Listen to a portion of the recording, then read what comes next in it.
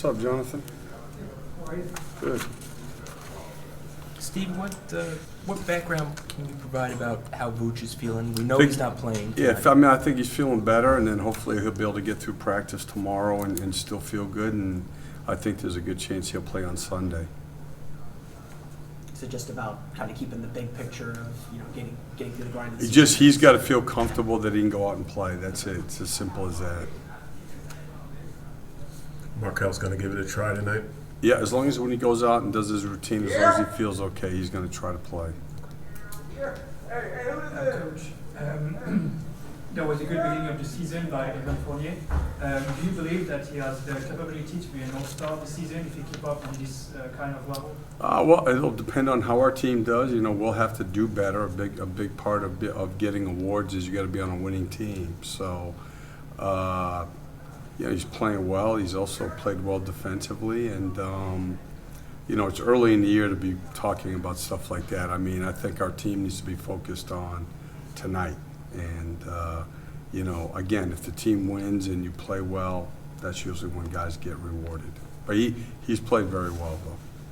So what are some of the issues with Houston, with Harden? It's definitely an unusual situation with the way that they play. Can you talk about that a little bit? Yeah, they have two guys, they average 120, and they have two guys that average 60 of them. So I can't remember, so this is 20 years, I guess, for me. I don't remember a guy averaging 38 a game, and especially at that efficiency level. So there's a lot of things you have to do. You're going to have to be able to mix up coverages. You can't foul, which he has an incredible knack for drawing fouls, both with his primary defender and then when guys come to help.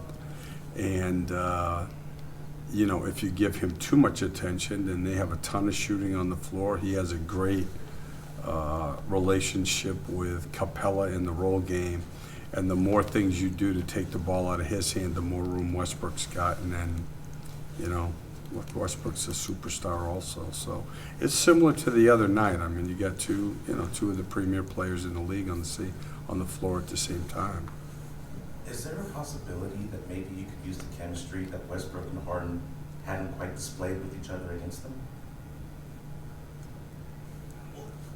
Westbrook shooting 23% from the three-point line, and he was wide open for a shot the other night, and Harden didn't pass it to him. If Harden's going to score, do you think that maybe you could use Westbrook's inability to get the ball from him against him? I would say the question you just asked, if you can come up with a formula, write it up, don't show anybody, send it to the 30 coaches, you'll make millions. Yeah. Well, Westbrook's, he's not shooting the ball well from three. He needs about this much room to get to the basket. He has an incredible ability to penetrate. So whether he's making his range shots or not, he has a post-up game. He is incredible in transition. The offensive rebounds. He's a great cutter, and he knows how to play off Harden really well. So it'd be hard. Yeah, it'd be hard. I know Kem's a guy that you trust to kind of throw into that starting center spot. What have you seen from Kem over the last 10 games? Kim he's a good player. He's a very good player. He's a great screener. Guys love to play with him. It's screening is such a skill. I think that's Capella's a great screener. Great roller. Having a roll game to go with the pick and roll player sets everything up, and so he does that way. He's at the other end of the floor. His pick and roll defense is good. His team defense is good. His rim protection is good. So he's a very, very good player. Okay. Good. Hey, good. Coach, do we have a health update? On anybody? Anybody feels good. Anybody feels good. Austin Rivers, I think, is okay. Shot and ran a little bit, so he should play. Tyson's still in the weather. He's not with us. I think everybody else is good. Is the plan still to play Russ tonight, not tomorrow? Or half of that? I didn't ask. I'm thinking that. I'm assuming, which gets us all in trouble, but I think so. He's going to play tonight. I do know that. What's your memories of working with Cliff? And he told the story about you coming and spending time with him in training camp in Charlotte, and him furiously writing down notes from you. Well, I don't know about that. Didn't know him a whole lot. He's in Atlanta, right? Well, I mean, above all, he's a great person, and it's fun to be around him. And he was he's just doing most of the defense in LA, and he's great. He's a good coach, and he does a great job here in Atlanta. Wherever he's been, he does a great job. And can't get a better person than him. So players are lucky to play for him, and other than tonight, hopefully he gets all the luck in the world. He said he was writing notes because he considers you one of the innovators in the game. I mean, he wanted to try and learn from you. Yeah, he's writing down, get good players. Well, do you see stuff that he runs and you think, I should have just kept that one to myself? No, not really. You see stuff, though, that he runs Yeah, that looks familiar? man, we all run the same stuff, more or less. We all steal from everybody. Coach, Russ over the last 3 games has been one of his most efficient streaks so far this season. Who's this? Russ. Russ? What have you seen from him in the last 3 games in particular? I think he's getting to the rim more. He's trying to push it a little bit more. Then he's making his shots, the ones he is taking, he's making them. But I think it starts from getting his confidence a little bit and getting to the rim and finishing. He said it has a little bit to do with his teammates getting used to his speed. Do you think that has something to do with it as well? Yeah.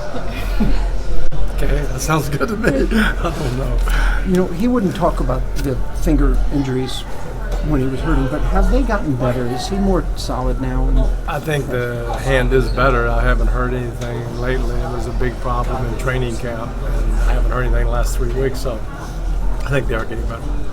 With a quick strike offense and about first quarter of the season gone, do you believe a quick scoring Blue Flame offense is the key to a high seed in the Western Conference?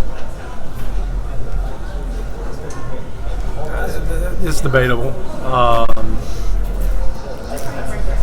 don't think it's the key. I think efficiency is the key in whatever way you want to play your team. That they're the most efficient is what you got to do. And some people don't go fast. Just the way they play. You can't make somebody go fast, and it's not good. So you got to figure out how your team is most efficient. You put up a great, offensively we're talking, and then play at that speed. And usually your point guard dictates how fast you're going to go. If you got speedsters, then you probably play to his strength. But we don't try to speed them up or slow them down. We just, with Russ, we got to go. That's his strength. So nobody has to speed him up. He's gone. And James, you can't speed him up. He's going at his pace. And so they learn to, one will probe and then kick it back. And get that for it. James will do his thing. So they're trying to find a good balance in between the two. So is that But the key is to finish answering your question. Great players. That's probably the blueprint of going further in the West. Does that fit other guys? Obviously, those Russ. Guys who weren't a big part of rotation in the past years, Daniel House. Yeah, I think it fits. It fits everybody. I mean, as long as you push it, you're going to create mismatches and create open shots. And, Russ, it's just up to him to find. We just have to be efficient going that fast. Sometimes we do turn it over too much and he gets us in trouble. But it should be a lot easier if you do go fast. You should find mismatches. Open. It's a good shot. We'll try to take it in the first 4 minutes. But I think it benefits everybody's game. Whether you can do it or not, beside the point. I mean, it is the point. Like you told Lester, you kept yourself sometimes that you didn't go all the way with this style of play when you were in Phoenix. Correct. Is it flattering now to see it spread throughout the league the way it has? Well, it's flattering. I think that's where a lot of analytics came into it. Just that they kind of number-wise, it makes sense to take threes and to spread the offense out and do things that we're trying to do in Phoenix. It was Steve Nash. I just should have insisted that we take more threes. One of the best shooters ever. He could have been Steph Curry before Steph Curry.